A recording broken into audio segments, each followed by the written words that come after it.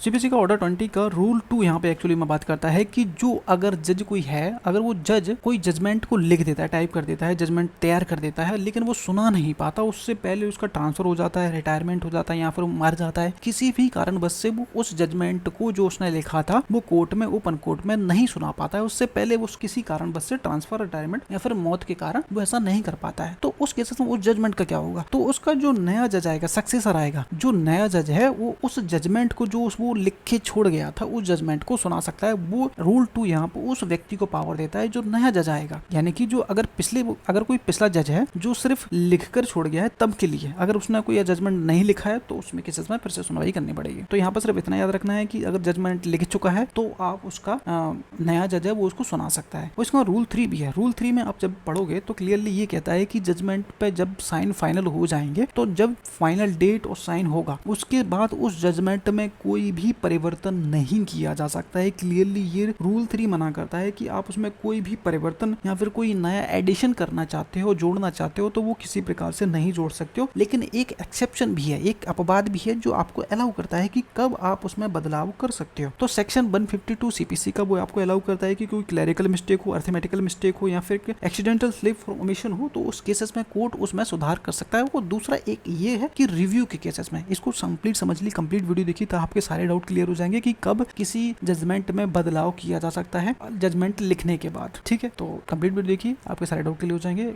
Hello everybody, welcome back this channel. अपन वापस से आ चुके हैं सीपीसी के ऑर्डर 20 पे। ठीक है, पिछला वीडियो अगर आपने नहीं देखा तो पिछले प्लेलिस्ट में जाके आप देख सकते हो पिछला वीडियो जो कि हमने ऑर्डर 20 स्टार्ट किया है, रूल 1 कंप्लीट किया था। ठीक है, और आज की वीडियो हम रूल 2 और रूल 3 दो रूल पे बात करेंगे। ठीक है, थोड़े छोटे छोटे हैं इसलिए अपन 2 कवर कर रहे हैं आज की वीडियो में।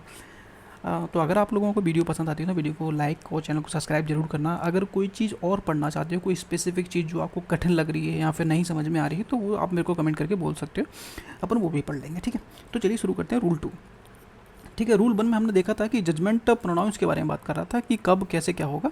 ठीक है, और आज की वीडियो हम पढ़ेंगे कि पूर्ववर्ती यानी कि जो पिछला जज है के द्वारा लिखे गए निर्णय का उच्चारण करने की शक्ति, यानी कि जो जज था, मान लीजिए किसी कारणवश, अब पहले हम समझ लेते हैं, पढ़ लेते हैं, फिर डिसाइड करते हैं, आगे मैं समझाता हूँ।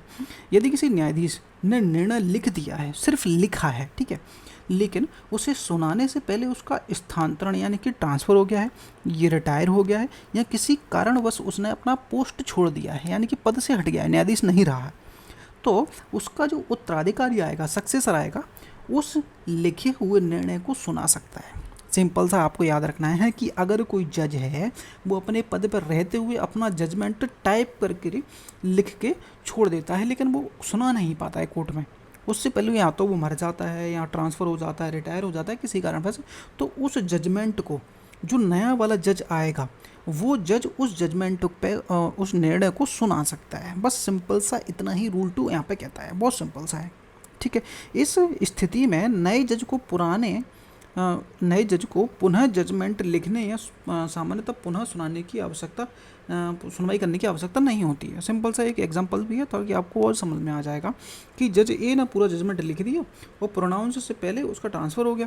अब बी जज जो आया है नया वाला, उसे लिखे हुए जजमेंट को ओपन कोर्ट में प्रोनाउंस कर सकता है। सिंपल सी बात है, जो तुम नहीं कर पाते वो हम कर सकते हैं। अगर वो जजमेंट नहीं लिखा है तो भाई वो पूरी सुनवाई होगी फिर। ठीक है, यहाँ पर सिर्फ इतना देखना है आपको, लिख दिया है, अब उसने वो जजमेंट निर्णय लिख दिया है लेकिन सुना नहीं पाया है कोर्ट में, बस इतना याद रखना है। ठीक है, अगर वीडियो पसंद आए तो लाइक सब्सक्राइब करना। नेक्स्ट वीडियो पे चलते हैं, नेक्स्ट रूल पे चलते हैं। ठीक है, रूल 2 सिंपल हो गया। अब रूल 3 पे बात कर लेते हैं। तो अपना जी सीपीसी का ऑर्डर 20 का रूल 3 कहता है कि निर्णय पर हस्ताक्षर यानी कि जजमेंट टू बी साइन। अब पहले वन लाइनर समझते हैं। वन लाइनर क्या कह रहा है? ये कहता है कि जजमेंट को प्रोनाउंस करते समय जज उस पे दिनांक सहित ओपन कोर्ट में साइन करेगा। एक बार हस्ताक्षर हो जाने के बाद उसमें जनरली कोई परिवर्तन या फिर वृद्धि नहीं की जा सकती है, सिवाय 152 सीपीसी या फिर रिव्यू के केसेस में, यानी कि अपन रिव्यू और 152 सीपीसी सेक्शन है उसके थ्रू ही उसमें बदलाव किए जा सकते हैं या फिर वृद्धि की जा सकती है, अन्यथा नहीं। ठीक है, ऑब्जेक्ट सिंपल समझते हैं कि उसका उद्देश्य क्या है। रूल 3 कहता है कि जजमेंट को अंतिम रूप से फाइनलाइज देना और प्रोनाउंस के बाद उसमें मनमाने परिवर्तन को रोकना, आर्बिट्रेरी चेंजेस को रोकना, न्यायिक अभिलेख जुडिशियल रिकॉर्ड की निश्चितता को बनाए रखना। अब हमारा रूल स्टार्ट होता है। जजमेंट पर डेट और सिग्नेचर जज, ठीक है, जज जजमेंट पर दिनांक अंकित करेगा तथा ओपन कोर्ट में प्रोनाउंस करते समय उस पर साइन करेगा। ठीक, डेट डालनी है आपको और साइन करना है। साइन होने के बाद जजमेंट विधि पूर्वक कंप्लीट मान लिया जाता है। ठीक है, अब आगे कुछ और चीज़ें हैं कि सिग्नेचर के बाद एक बार जजमेंट पर हस्ताक्षर हो जाएं, उसके बाद उसमें कोई भी परिवर्तन एल्टरेशन आप नहीं कर सकते हो, या फिर कोई भी एडिशन यहाँ पे जोड़ना चाहो उसमें तो वो जनरली आप नहीं कर सकते हो। लेकिन एक एक्सेप्शन है जो आपको ये करने की अनुमति देता है। वो एक्सेप्शन क्या है कि सेक्शन 152 सीपीसी का वो कहता है कि यदि जजमेंट में कोई क्लैरिकल मिस्टेक हो, लिपिकीय त्रुटि हो, तो आप उसमें सुधार कर सकते हो। अर्थमेटिकल मिस्टेक हो, गणनात्मक त्रुटि हो, तो आप उसमें सुधार कर सकते हो। जैसे कि 5000 की जगह 500 लिख दिया गलती से, तो ऐसे सुधार भी आप कर सकते हो। एक्सीडेंटल कोई स्लिप है, ओमिशन है, आकस्मिक त्रुटि या चूक हो, तो कोर्ट उसे सुधार सकती है। ये अपवाद में बताया गया है।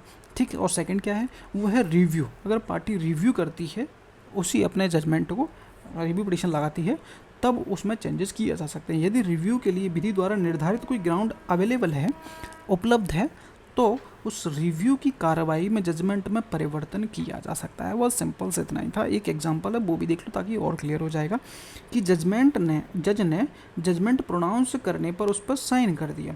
अगले दिन उसको लगा कि जो पैराग्राफ है उसकी भाषा बेहतर हो सकती थी, लेकिन केवल भाषा सुधारने के लिए जजमेंट में परिवर्तन नहीं किया जा सकता। लेकिन यदि 50,000 की जगह टाइपिंग में 5,000 लिख दिया है तो उसे सेक्शन 152 के अंतर्गत सुधारा जा सकता है। सिंपल सा यही था यहाँ पर रूल 3 ऑर्डर 20 का। ठीक है, इसमें कोई इन्फ्यूजन तो नहीं होगा, बहुत सिंपल था और मैंने सिंपल कर भी दिया है। ठीक है, और नहीं समझ में आया तो कमेंट करके पूछ लेना, कोई डाउट हो तो पूछ लेना, कोई और चीज़ पढ़नी हो तो मेरे को कमेंट करके बताना। ठीक है, और कोई कन्फ्यूजन हो तब भी पूछ सकते हो। ठीक है, अब मिलते हैं नेक्स्ट वीडियो में। अगर वीडियो पसंद आती है वीडियो को लाइक, चैनल को सब्सक्राइब जरूर करना। मिलते हैं नेक्स्ट वीडियो में। Thank you so much.